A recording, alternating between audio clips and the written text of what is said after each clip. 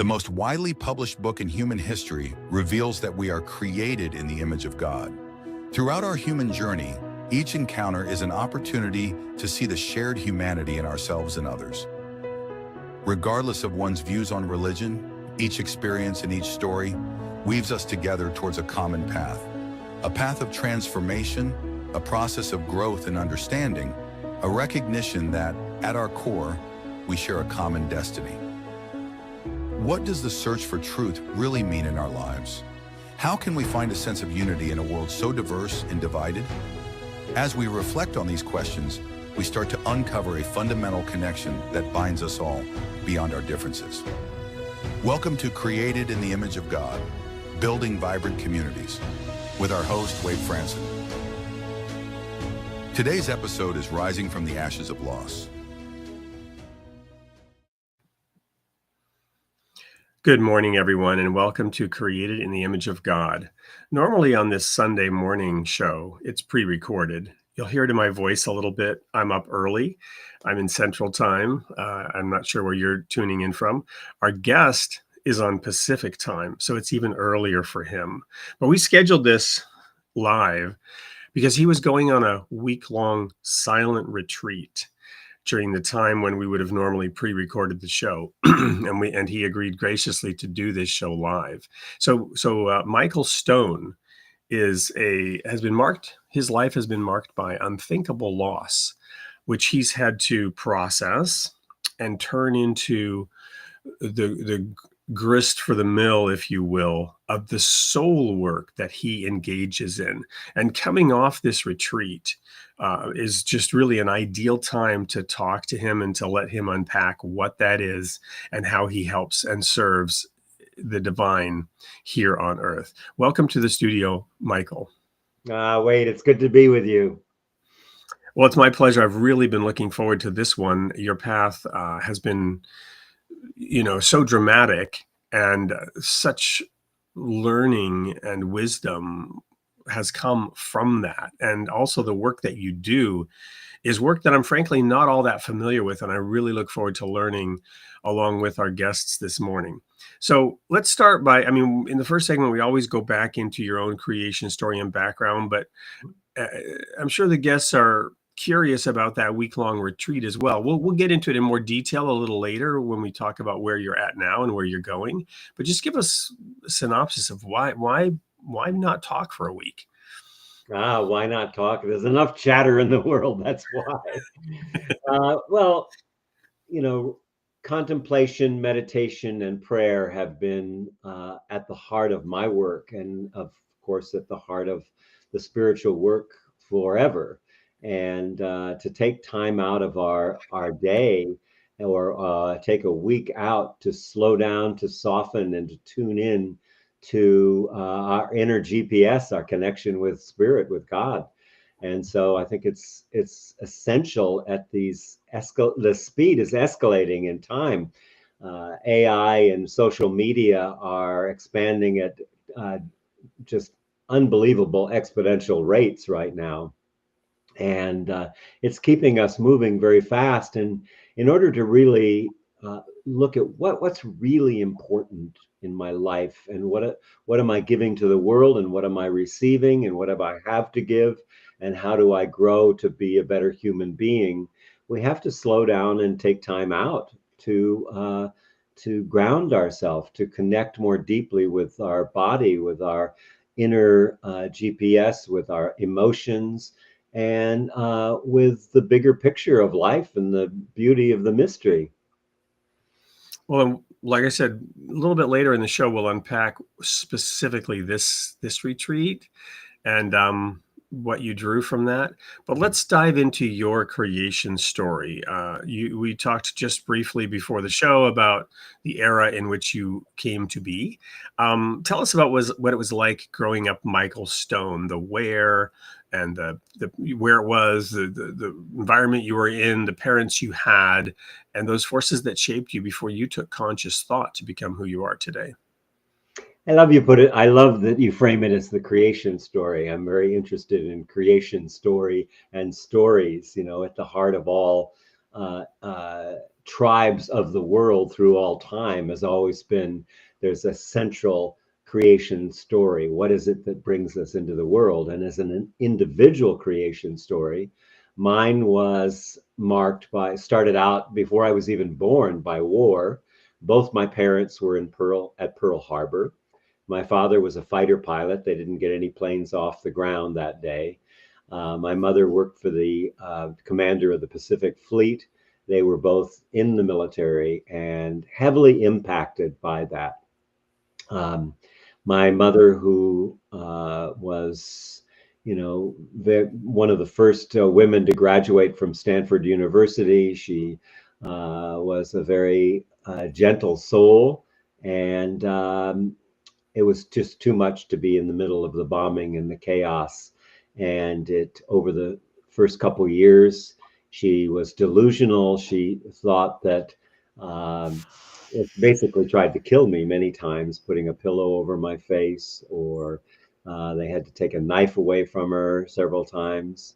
And she was under a, therapy in those days and psychology was just really at its infancy, and they didn't know what to do. At 2.5, I found her hanging. She had taken her own life, and no one in the family would ever speak of her again. So in the 40s, that was a time when mental illness was a deep shame. And so, I found her in my 20s in an unmarked grave in San Francisco with 3 other people. No tombstone, no nothing. And she came from a wealthy family. So, and my father, on the other hand, was just absence. Between the war and the loss of my mother, he was a drinker, he was a womanizer, he was absent, basically. So I kind of floated around a lot in my early childhood. First, I had a stepmother that my father had actually divorced to marry my mother, and had had another child with, and not knowing what to do with me after I was shipped around for a number of years, was dropped off at this woman's house, who was a raving alcoholic. And again, a lot of abuse, a lot of noise. Then I had actually a very happy time. My father came and got me. It was the first I really knew much about him, and took me back to San Francisco. And he opened a bar on Maiden Lane, right in the How middle of. old were you when your father took you to San Francisco with him? I was then 4, yeah, just early Okay. 4, mid 4, something like that. Getting close to 5. I can't remember the exact specifics, but we lived in a bar for a year, and it was the happiest time of my life. My father was there. All of his girlfriends would be vying to take care of me. I was better than a dog at attracting women, and I slept in the bar most of the time, in the dining room, and that was a pretty happy time because I was with my father, and but I really longed for a mother's love. I never had that. That was a deep longing for me most of my life. And then my father divorced her a second time. He had married her, and then suddenly said he was Married her. This is the married. one. There was the first wife, and then it was my mother, and then he remarried the first wife. Got it. So Uh, the one that you had the stepbrother with, right. or So the half it, brother, I it's, assume. right. His third marriage was also the first marriage. Got it. Okay. Confusing, right? The same woman, who was a very wealthy woman. So During this time, what was your relationship like with your half brother? oh, it was terrible. He was 3 years older than me. If anything happened, I was usually blamed for it, no matter what happened. And he used that to his advantage a lot. So I Mm-hmm. was in trouble a lot. And, I was living with a raging alcoholic. I remember her throwing a bottle of vodka at the television and having it blow up, and pretty scary. A lot of scary things in that house in Hawaii. It was up on the top of a mountain in Hawaii overlooking a big palatial place. She lived on Kalawahini Drive, which is called Rich Lady Drive. Is that on the island of Oahu? Yeah, it's overlooking Oahu actually, and the Yeah. whole Diamond Head and the whole Pacific. So Okay. it was a beautiful scene in a horrible, scary place. And yeah, so not to get into too much detail, so there was the bar, and then my father re-entered the Air Force.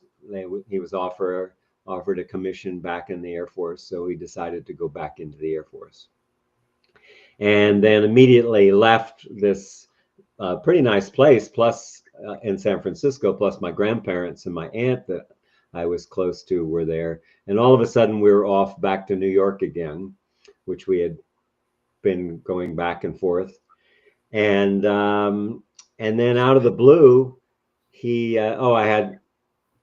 I went through sexual abuse with a caregiver, so just a lot of stuff, you know.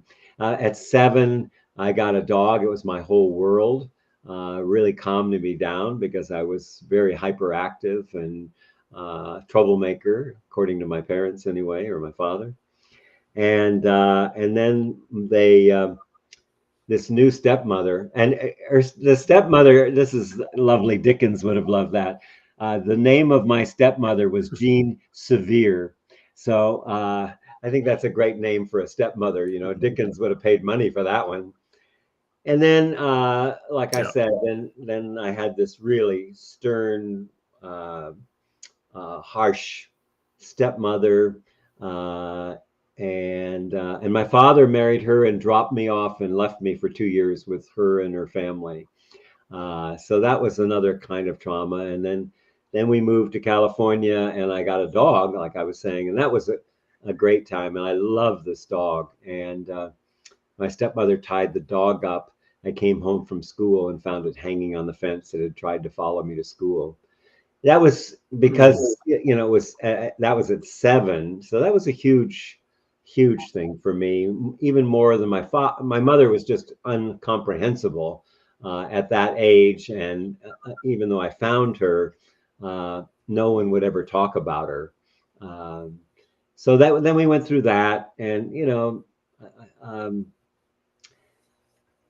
Things went along. I was quite a rebel. I was drinking and smoking before I was 10. Had, you know, very addictive behavior. Uh, then I went out and I traveled all around the world, hitchhiked to Europe, to, you know, the East Coast, went to Europe, traveled all over Europe. That was a beautiful time. Were Of you kind in of, your 20s during that time? I was in my 20s in that time. And So, did you actually, yeah, graduate? the So first time, graduated. the first time I went to a year of college, and then I left. So I was actually 19 to 21, Got it. living in Europe. And the draft board was after me, and I finally, you know, went back, spent 2 years in the Army. Had a lot of loss there in that because I went to military schools all my life, I forgot to add that. So I was brought up pretty much in military schools. And when I went into the Army, they put me in charge of a platoon because of all the years of military ROTC training. And then my unit was being sent to Vietnam, and to get away from that, I went to officer candidate school. But then my entire unit pretty much was wiped out, and I had horrible. I never talked about it for many years until on my radio show, I had a Veterans Day celebration and honoring veterans, and you know, I called the psychologist that I worked with, Ed Tick. I said, Ed, I don't think I can do this show. I've never talked about this, but you know, all the people that I was responsible for pretty much were wiped out, and I, you know, was saved by ending up in Korea, and that was a heavy weight on me of shame that I carried, survivor guilt, I guess you call it. But you know, in the early 70s, I went to the S training, and And I had this realization after the first weekend. I was walking out on the street, and the lights were very bright, and I was just very awake. And I had this thought: you mean I'm responsible for my own life? It was a huge thing. I'd never occurred to me. That sounds silly, but it was a huge epiphany. And that really started me on the healing journey. And I was reading books like Hermann Hesse and Thomas Merton and the San Juan.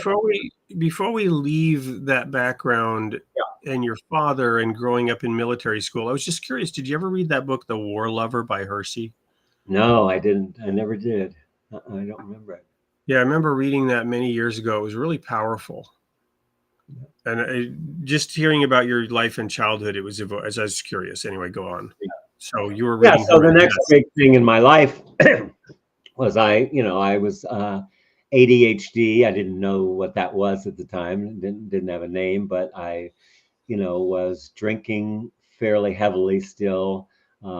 Social drinker. Like my father was kind of a what do you call it, functional alcoholic, and drinking, a couple pots of coffee a day and smoking 3 packs a day and running 3 different businesses. And I was running fast to try to not feel the things that I had suppressed, basically.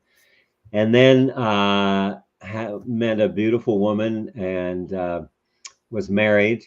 And we had an incredible relationship. And then we got pregnant, and that was very hard on us. And I lost my job at the same time. And in the middle of that, Sonia, my wife, was raped and murdered in 1981. And of course, that all of a sudden, I'm the father of a 4-year-old, single father, and pretty lost. Luckily, I had a child to take care of, because I probably would have drank myself to death at that point. And that really saved me, and it started me on my spiritual journey. And I've been practicing meditation, like we mentioned earlier, and devotional kinds of things for many years. So that's kind of the story. And then here we are today, and I just turned 80 years old.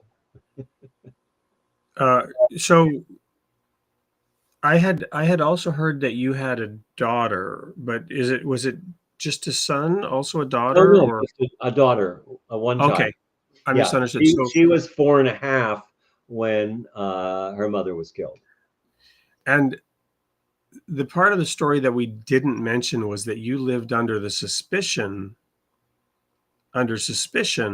because it's in that sense natural and normal that because so many things happen with close family members, but that suspicion dragged on for 40 years. Yeah, 40 years. I was only a suspect for the first day of the investigation. The police knew who did it. They were very clear they had the right person. But the trial went south for lots of reasons. The person was arrested on a traffic warrant, so they threw out all the evidence. The picture with the scratches on his face then disappeared. The parents lied and said that he didn't have scratches on his face when it happened. It was just a mess. And so there was a mistrial. It was 9-3.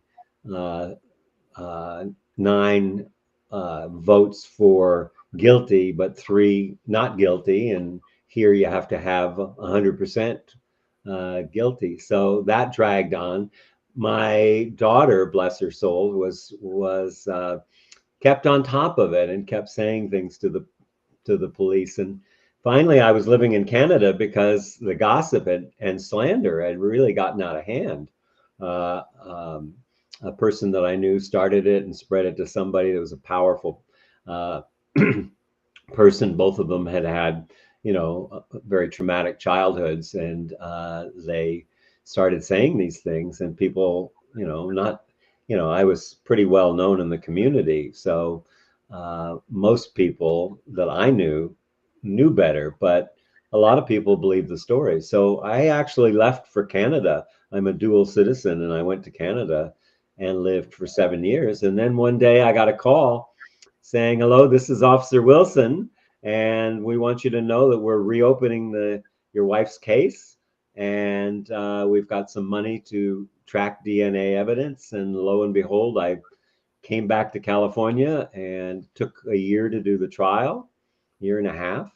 And finally, the trial was, uh, it's interesting, the odds when they talk about DNA, it was 426 quadrillion to 1 that it was him.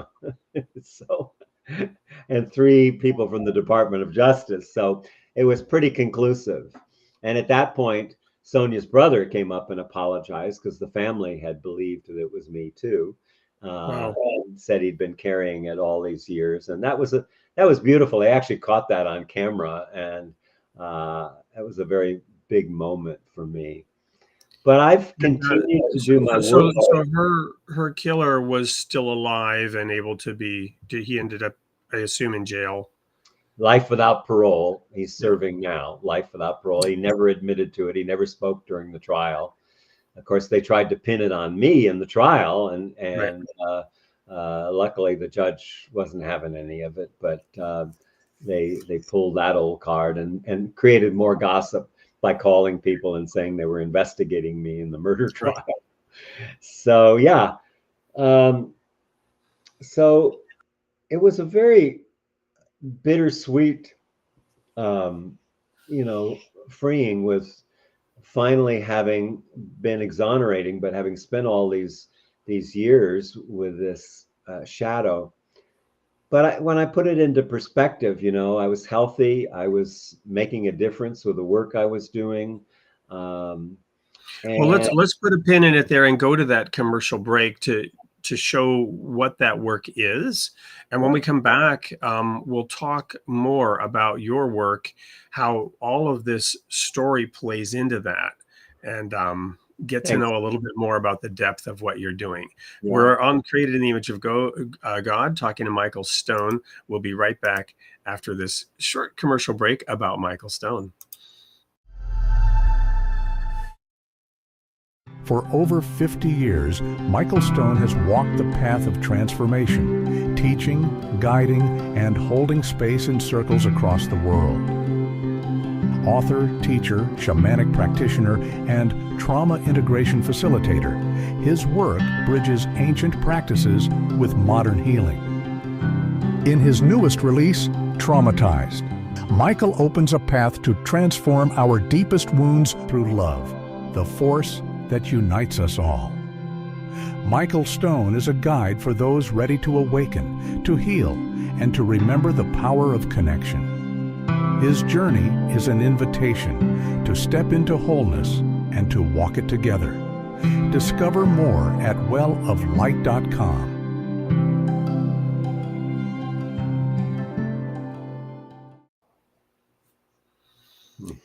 So, Michael, we talked a little bit about at the retreat and what that did for you. Tell us a little bit about how all of this plays together in the work you do and your path of helping others.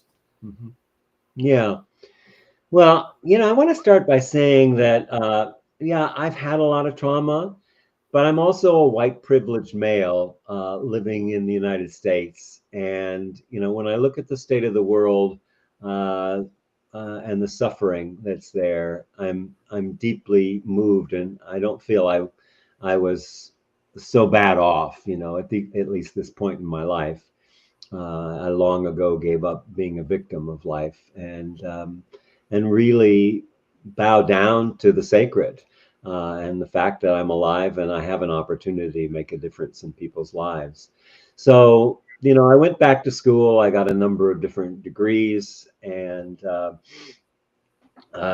became an organizational development consultant. So I started doing transformational work in organizations for 30 some years. And I love that work.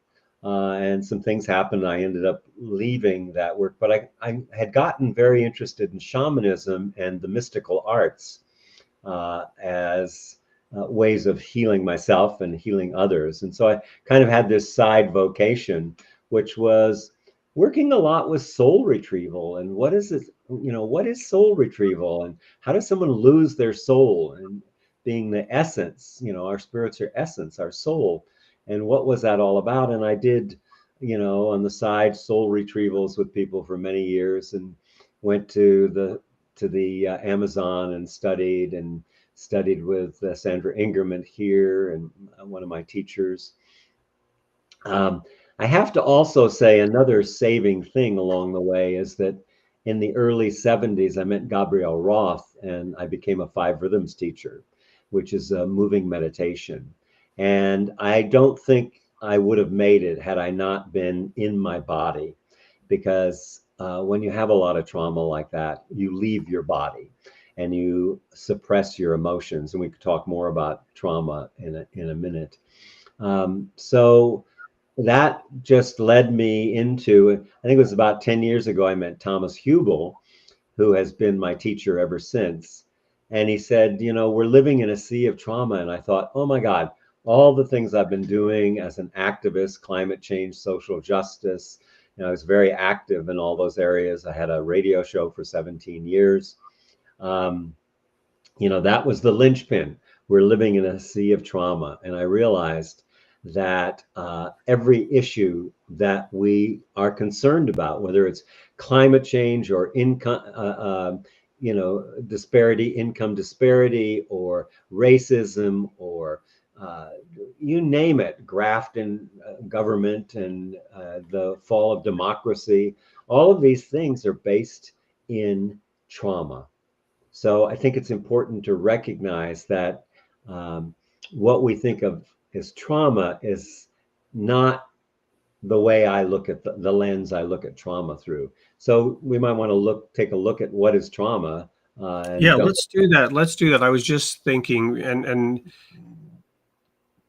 well, I'll withhold my comments and thoughts and just ask questions. So, yeah, what is trauma in your view? Yeah. And how is it different from what some might think of when they hear the word trauma? Yeah.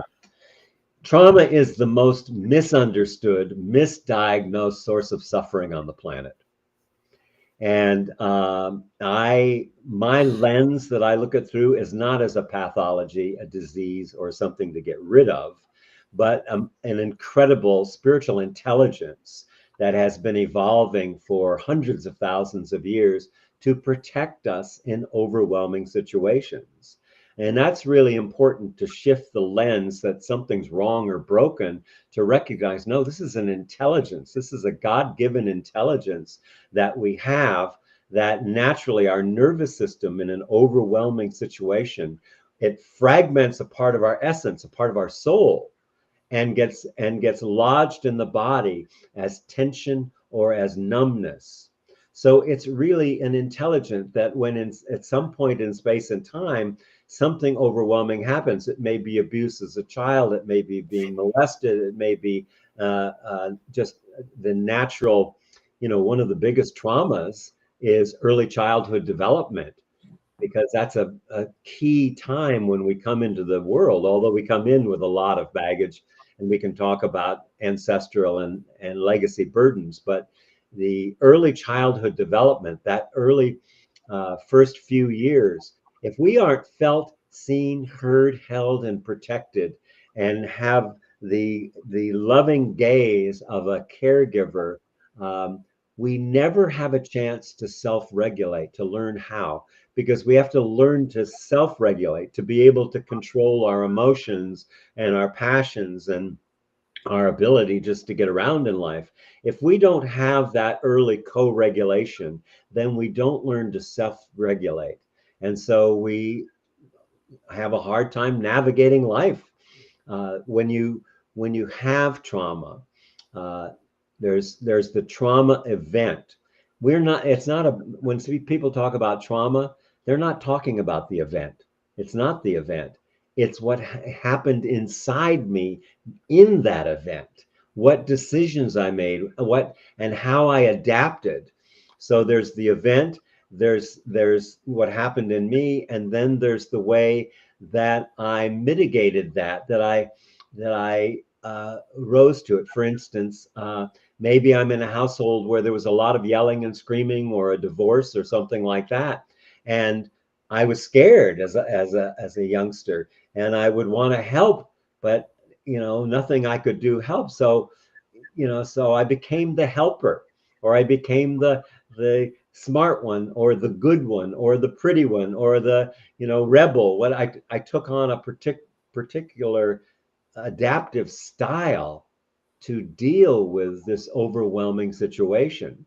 And that often becomes, here we try to help out our parents, it didn't work, but then I become a doctor or a nurse or a caregiver, and in some way it becomes our profession. Unfortunately, we're driven to do that. So even if it's you become a doctor, say, I think of Gabor Mate, very well known in the trauma field, and how he had early childhood trauma, and he just worked himself into death as an ER doctor, and then and his family suffered from it, and he suffered from it, until he finally woke up and said, "Oh, wait, I'm actually trying to get the love that I didn't get when I was a baby, because his parents had handed him off for a few weeks in the occupation and during World War II." So, um, we grow. Of course, we have that first part that I said is important, the connection with a caring parent. But we grow through uh, fear and safety, fear and safety. So let me give you an example. Let's say there's a little toddler, and he or she is crawling and trying, curious, trying to find something out. And all of a sudden, the dog barks, and the child is scared and runs back and says, "Mommy, mommy, mommy, I'm scared, I'm scared." And mommy's got 5 kids and very busy, and says, "Honey, there's nothing to be scared about. Don't worry about it." Or sometimes say, "Grow up." Well, that's a trauma. We don't realize that. But why is that a trauma? Because an emotional request for "Mommy, I'm scared, help," was answered with a cognitive answer: "Don't be afraid. There's nothing to be afraid of." But the child says, "Well, I'm not supposed to be afraid, but I am afraid. So Right. something's wrong." And then we never say something's wrong with our caregiver. We say something's wrong with me. And then that's where the adaptation comes. Whereas if I came and I said, I switched the gender back and forth, it's not gender related, but "Daddy, daddy, daddy, I'm scared, I'm scared. That dog is going to eat me." And daddy says, instead of saying, don't be scared, picks the child up and says, "Sweetheart, it's okay to be scared. You know what? Daddy gets scared sometimes too." And the child goes, "Oh," and goes and plays with the dog and climbs on top of it, and it's all fine. But there's so subtle things like that. Yeah. And to then, so what happens here? We have a fragmentation. A part of our essence is lodged in the body as tension or numbness. And then uh, it's so suppressed, it becomes in the unconscious, it comes in the shadow part, so we don't even notice that. And it's not tension or numbness, by the way, it's tensing and numbing. In other words, once that happens, it is going all the time, just like your refrigerator is plugged in to keep the food cold. That tensing and numbing takes a lot of chi dollars, energy dollars, So to yeah. keep So I running. want to go back a step, because this is wonderful and awesome and fascinating, and I love the way you're unpacking it at the cellular level, or the granular level, or the quantum level. Um, we grow through fear and safety, you said, and I'm thinking of oscillating, right? I'm thinking of expansion and consolidation. I'm thinking of breathing in and breathing out. I'm thinking of the 2 creation stories. You shared your reverence for creation. The cosmic view. God, without touching anything, said, "Let there be light," and there was light. And then in the second creation story, he kneels down and with his own hands shapes us from the dust. of the ground with his own hands. So you've got those two views. What I want to understand is your perspective on the head and the heart, the emotional response that you just talked about, and the cognitive response that you talked about. And at the macro scale, at the global scale, I see people today confused. I see people making cognitively dissonant, heart-based decisions that are grossly hypocritical, right? Yeah. You know, supporting somebody who was killed in a hateful act while claiming to be full of love, right? Yeah. And you follow me? Oh, So, totally. so I'm now thinking about, okay, where does this come from? How does that disconnect happen? What is it that was created when we have emotion and we also have cognitive ability, right? Going back to the book of Genesis, the Garden of Eden, the tree of the knowledge of good and evil, and then the phrase when God said, "Who told you you were naked?" Right? And it's not like, who let the cat out of the bag? I was trying to keep from you. I was trying to hide from you the fact that you were naked. No, who told you? Who gave you this idea that there was something shameful about the way I created you? Because I created you naked, right?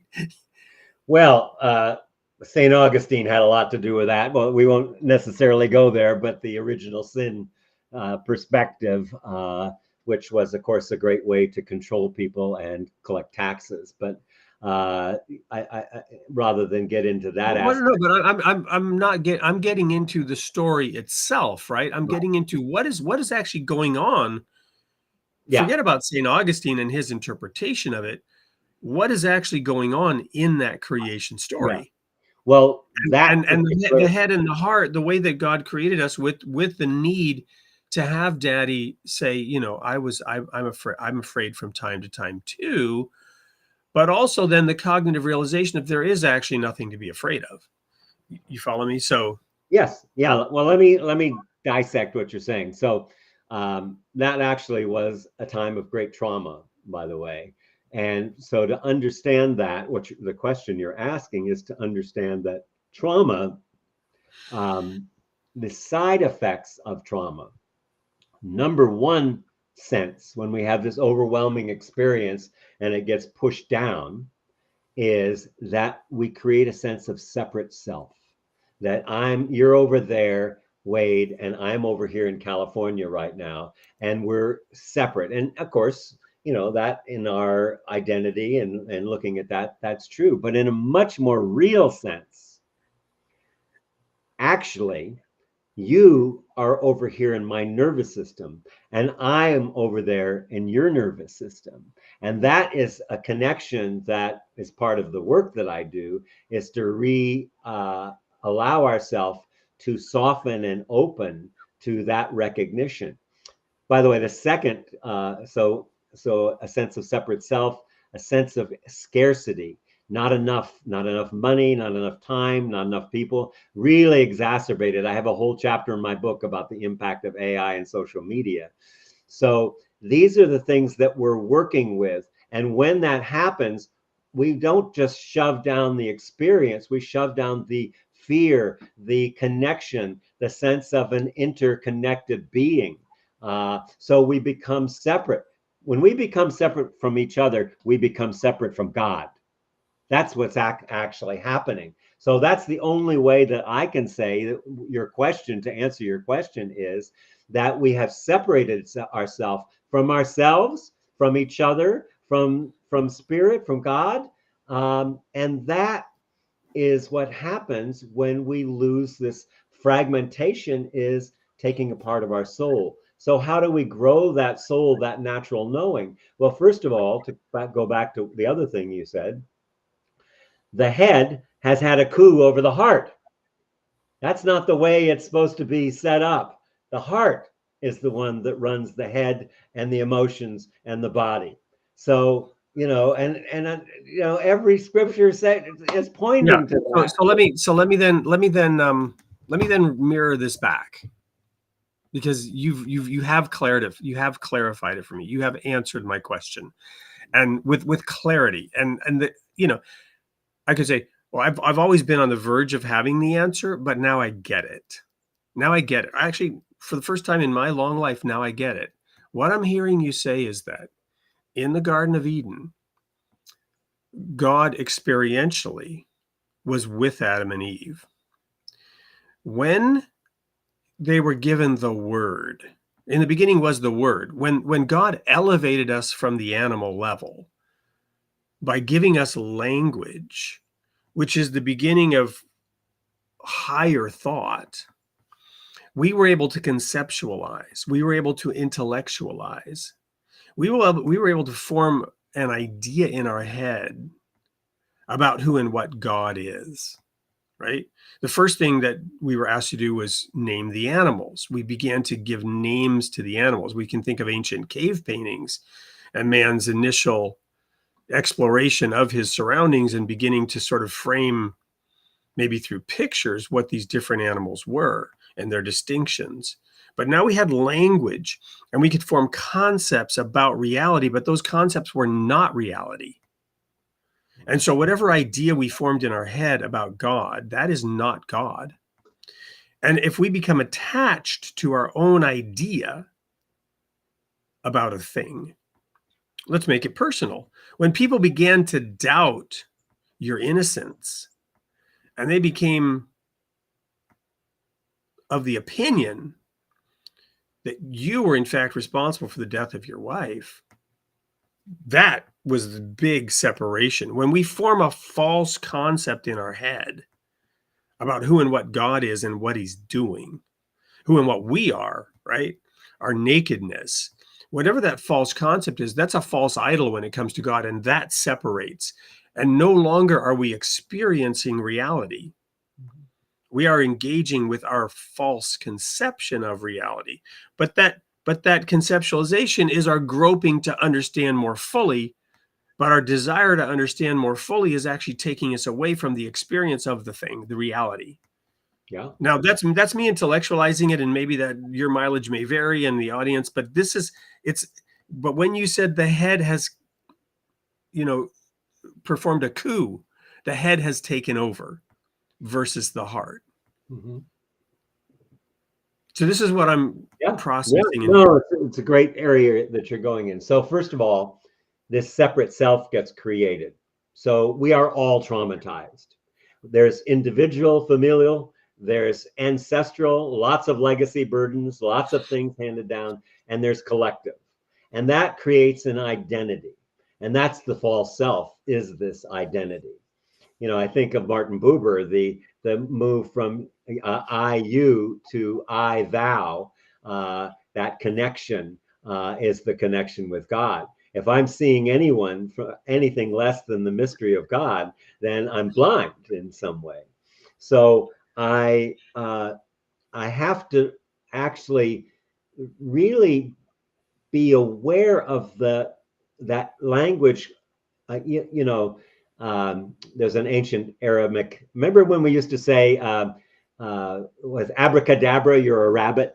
As a kid, we would play magic tricks. That actually has a very significant spiritual from spiritual texts from the Aramaic. It's arak adhabra, means I create as I speak. I create as I speak. So you could say the world that I live in is the one that comes out of my mouth. But of course, that's formed in this shaping of my sense of separate self. And a lot of that, comes from very early childhood development.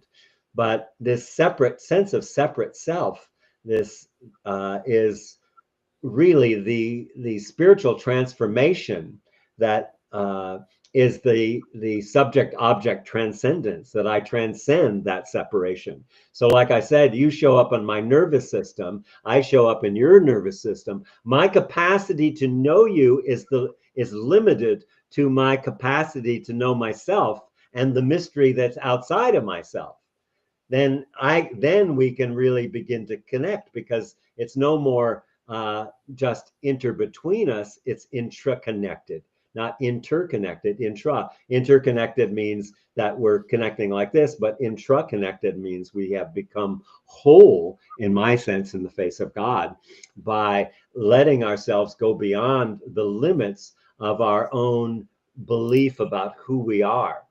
So the limits that have been building year after year, you look at the wars that are going on, they're all unfinished past. When you talk about trauma, that's all it is. It's unfinished past, whether it's individual, ancestral, or collective.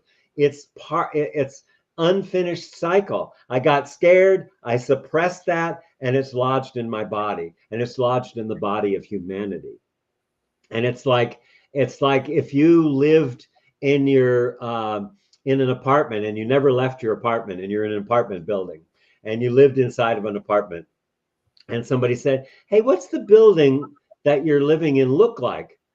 You said, "I don't know. I've never been out of the apartment." That's kind of what it's like, I'm living in this apartment called me and my identity, and I'm not seeing the world for the majesty and mystery. I love this, the mysterious, that, living into the not knowing, which allows us. So there's so much in there, and the work I do with relational intimacy, which is intimacy towards myself, towards others, towards the world, towards nature. That in our work, we do a thing called feeling myself, feeling you, feeling me, and the space between us. That's the healing thing that needs to happen. And we have our rugged individualism, which is killing us. This sense of separate self. There's a big difference between the individual and individuation, because if in that early time, if I have that sense of being felt, seen, heard, held, and protected, then I individuate myself. It's not individualism. That's what's killing us. I want mine. It's mine. I want this and I want that. And I'm going to protect myself from you getting any of that. Well, that's nonsense, because it all belongs to the kingdom of heaven, right? It's it's so. Well, and let's. I want to get back to something you said earlier, and by the way, thank you. This is all wonderful. On what you mentioned, white privilege, and yet you did suffer sequential challenges, trauma. You talk about trauma in a sense as a blessing. I'm oversimplifying, Yeah. because the divine creation allows it to be diffused and later reintegrated. So today's trauma, or excuse me, you mentioned scarcity. Mm-hmm. The scarcity today in America is largely not material scarcity, even for those who feel like they are somehow suffering under the existence of white privilege. This is a relative scarcity. This is a perceived scarcity. It used to be called envy or even covetousness, right? Yeah. To want to have the things that others have and to be dissatisfied with what you have. So this is a perception that, in my view, the problem I have with even the term white privilege is the path out of your own suffering is not to get what you want. You follow me? Oh yeah. But to not desire that which others have. Yeah. Well, this individualism leads us to the sense that I have to have something else to be whole. That scarcity, that separate self, that individualism, as opposed to individuating. When I individuate and I have a healthy childhood and a healthy history in my lineage, or I'm working to overcome those things by integrating. By overcoming is not the right word, because it's really, in order to heal ourselves, we need to allow ourselves to feel the things, not to get rid of the things that happened in the past, but to fully feel them, because then they become just presence. It's, yeah, that happened. Yeah, my wife was murdered. I had a lot of things that happened in my life, but they're not running my life anymore. And so that's really important. The integration process isn't getting rid of something or fixing something. It's recognizing the incredible intelligence of our nervous system and our humanity to actually suppress things and then to bring them up to heal them when it feels safe enough. So most of us are running because we don't feel safe. And you can't outrun fear. Nobody, Jesse Owens, cannot outrun fear, and neither can you, because it's a message that's saying, hey, here's a place that you need to pay attention to. Fear heightens our awareness.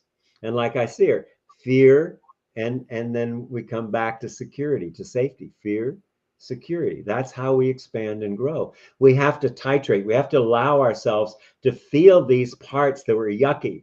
We call it the shadow. Jung called it the shadow, Carl Jung. That, those parts that we don't want to recognize or look at in ourselves, and surely we don't want anybody else to see them, that we have suppressed. That, in fact, he said, where the shadow is, that's where the work is. And that's Right. where the work is here in for humanity right now, is to, even if you hate what somebody's saying and you have completely different, can I be with you respectfully in love, even though I don't agree with anything you're talking about?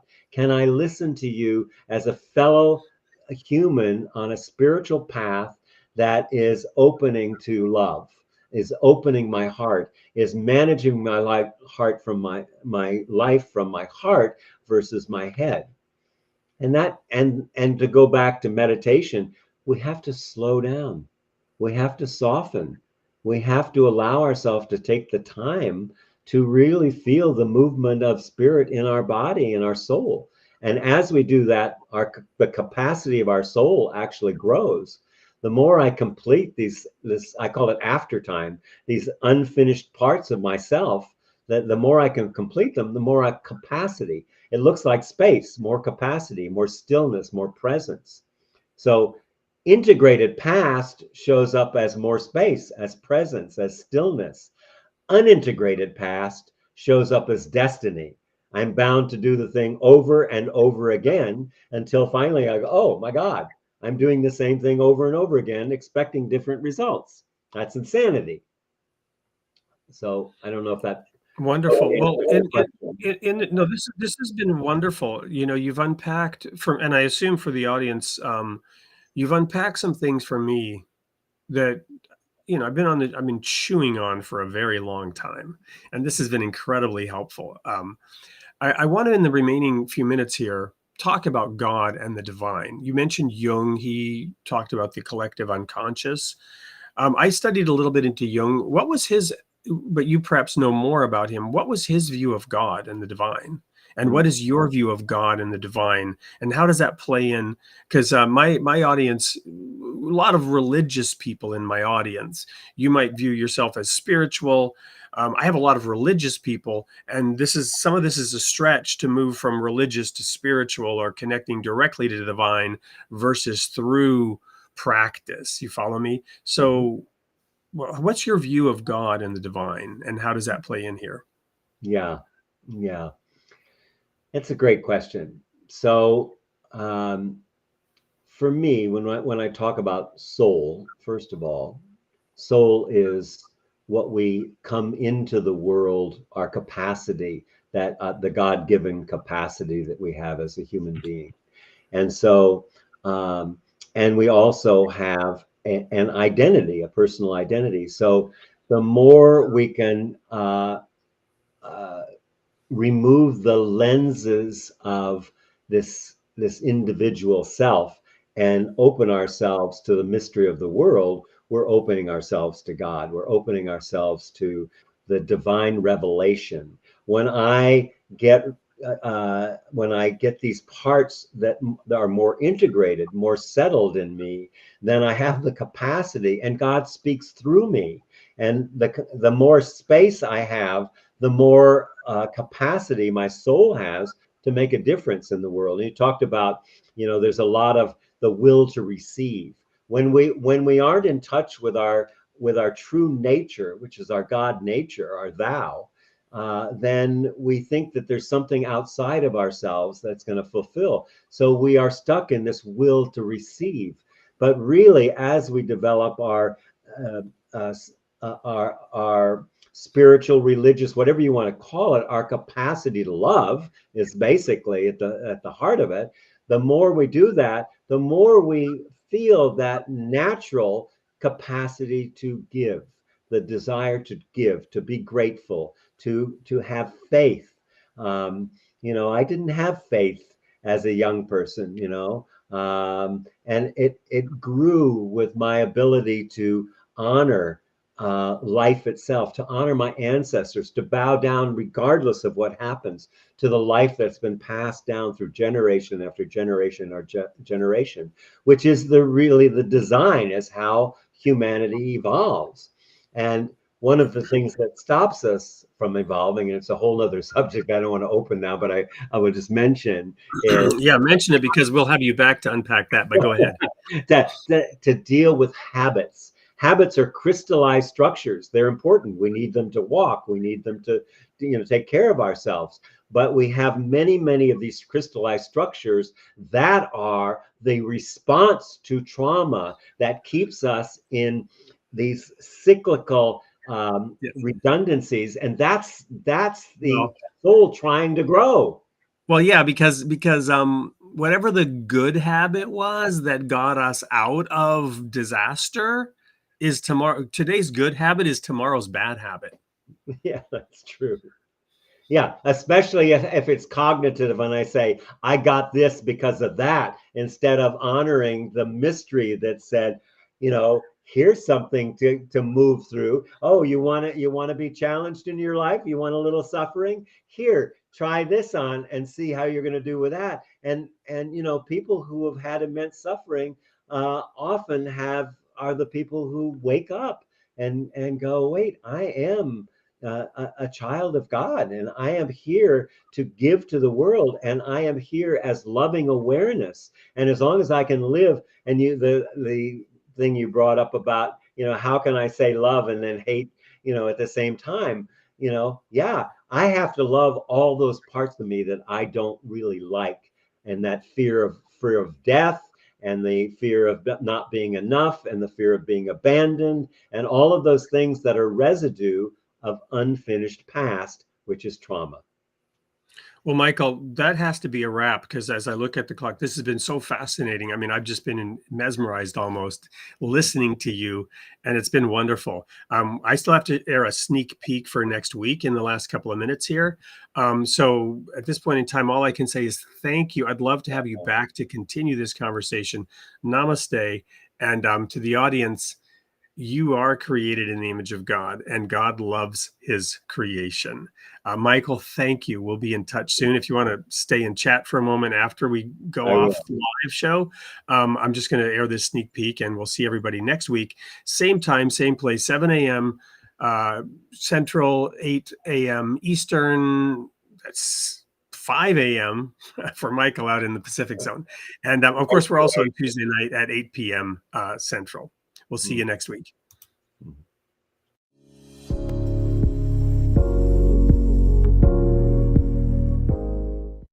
Hey everyone, it's Wade Franson, host of Created in the Image of God. I'm here with another sneak peek. This is episode 181, airing on September 30th, Tuesday night, 8 p.m. Central. I'm here with Dean Simone, who is a self-proclaimed Christian non-dualist, or we might say tongue-in-cheek, a Catholic Taoist, and he's got an amazing perspective on the Bible. The title of the show is Myth or Metaphor? Does the Bible provide access to truth, or is it a barrier to understanding reality? Welcome to the studio, Dean.